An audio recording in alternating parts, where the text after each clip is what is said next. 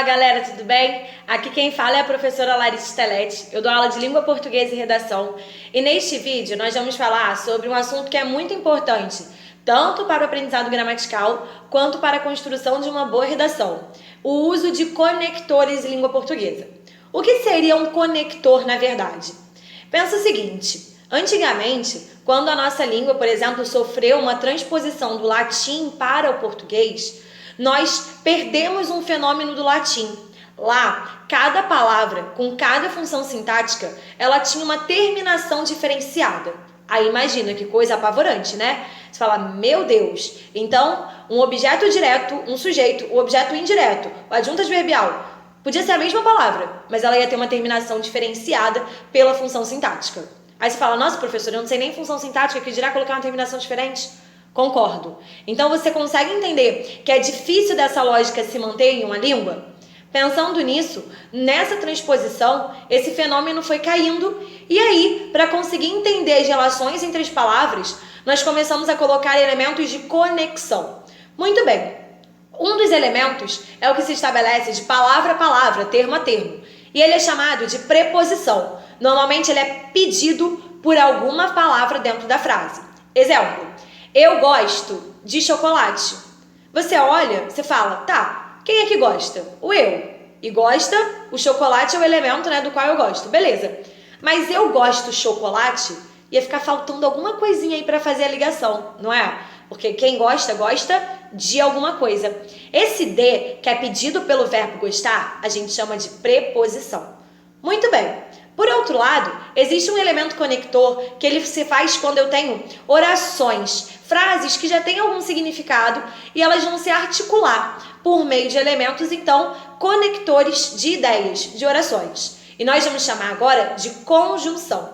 Eu digo, nossa, eu estou muito cansado, beleza?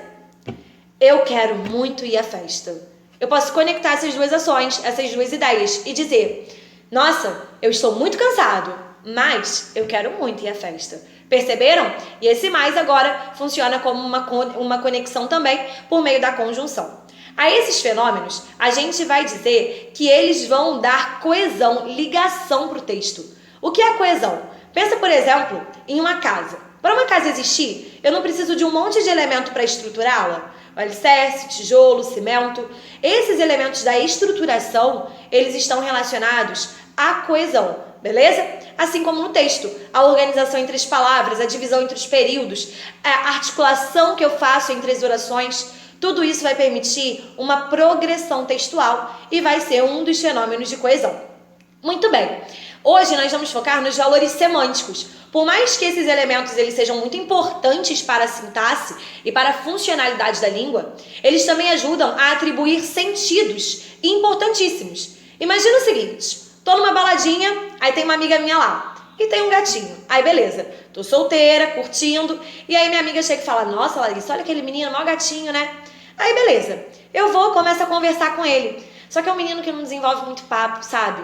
Meio chato, o assunto não vai pra frente. E aí eu chego pra ela e falo, ai amiga, olha, ele é bonitinho, mas é muito sem papo. Perceberam? O mais tá aí pra fazer a conexão. E aí ela me responde, que é isso, Larissa? Você tá numa noitada. Eu, hein? Ele é sem papo, mas é super bonito. Vai lá. Observaram que as informações foram as mesmas? Ele é bonito, mas é sem papo. Ele é sem papo, mas é bonito. Nossa, prof, a ideia é a mesma, mas a posição do mais foi super importante para mudar a lógica da frase. Então os conectores, eles têm um valor semântico, um sentido muito importante. E é isso que a gente vai começar a estudar agora. O primeiro deles é o sentido de adição. A adição é quando eu vou unindo informações, mesmo que elas não tenham uma conexão direta. Por exemplo, eu posso dizer, eu vou ao shopping e pagarei as minhas contas no banco, eu gosto de comer frutas, beleza? Foram elementos ali que não tem uma conexão direta, mas eles estão elencados para um fenômeno de união. Ou pode ser também uma mesma atribuição, uma mesma ação. Eu gosto muito de sair e de passear. Também tem uma adição aí de ideias, beleza? Depois disso, nós temos o fenômeno da alternância. Alternância é bem interessante. Mãe, então, o professor adora fazer isso. Sabe quando o professor tá bravo, assim, puto da vida, ele chega para o aluno e fala, olha, ou você fica quieto ou você sai de sala. E aí você tem essas duas opções. Você escolhe. Perceberam? Então, ou isso ou aquilo. Ora chove, ora faz sol. Que tempo esquisito. Perceberam? Então, essa ideia de modificar, de alterar, de dar possibilidades, ela está relacionada ao valor de alternância. Além disso, tem aqueles com o qual eu comecei a aula, falando sobre mais. É gatinho? É bonito? Mas é sem papo? Que é a ideia de adversidade. A adversidade é interessante, muito boa para a redação de vocês, porque ela estabelece uma oposição. Mas ela é uma oposição que chama atenção para o argumento que insere. Quando eu digo, ele é bonitinho, mas é sem papo, eu fortaleci o mais é sem papo. Quando eu inverto a ordem, ele é sem papo, mas é bonitinho, foi mais importante ele ser bem bonitinho. Perceberam? Então ela introduz o argumento mais forte. Nós temos o fenômeno da conclusão, que é muito usado também nos textos de vocês, sobretudo no último parágrafo. A conclusão ela tende a ser uma ideia mais genérica, que a gente extrai a partir de um motivo, certo? De uma explicação. Então, por exemplo, se eu digo, estude, portanto, passará. É a ideia de que quem estuda conseguirá passar, certo? E aí é bem importante você fixar isso aí. Então, estude, portanto, passará, uma conclusão, uma síntese da ideia que eu tiro. Beleza? Mas pode ser o inverso. Eu posso dizer que eu estudei, certo? E também passei, mas agora em uma ordem de fato. Então, estude, porque passará. Percebeu a ideia? Agora não é um motivo e ele vem e me traz uma conclusão. Quando eu disse que eu estudei, portanto eu passei, foi uma conclusão, beleza? Agora eu posso fazer o elemento inverso. Eu posso dizer, por exemplo, estude, porque assim passará. Fica quieto, porque eu tô mandando. Agora eu justifico normalmente uma ordem. E isso vem com o fenômeno de explicação. Então, já vimos 5 fenômenos, 5 valores super importantes. A adição, a alternância, a adversidade, conclusão e a explicação. Nós vamos agora a outros fenômenos com maior vínculo de fato, uma semântica mais dependente, mas que também é muito importante. O primeiro deles é o fenômeno de causa.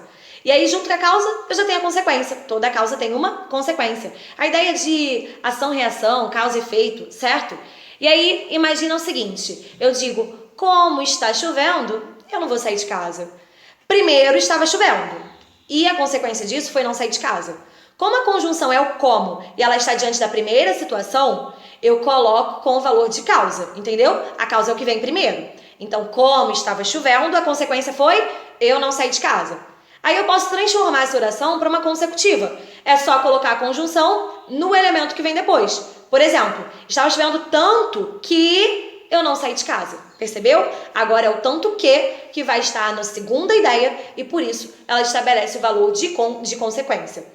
Cuidado, que aqui eu não estou falando da frase que vem primeiro ou da frase que vem depois, mas é a ideia, o que aconteceria primeiro e o que isso geraria. Outro elemento que gera também consequência, mas vai se diferenciar da causa, é a condição. Qual é a diferença? A causa é uma coisa concreta, estava chovendo, perceberam? Agora a consequência é uma possibilidade, que se acontecer ou não, ela gera uma consequência. Então é a condição, perdão. Por exemplo, eu posso dizer, se estiver chovendo, olha a condição aí, eu não sairei de casa e aí vai gerar uma consequência. Então, se não estiver chovendo, aí gera consequência, perceberam? É uma hipótese e é nisso que ela se diferencia da causa, que é mais concreta.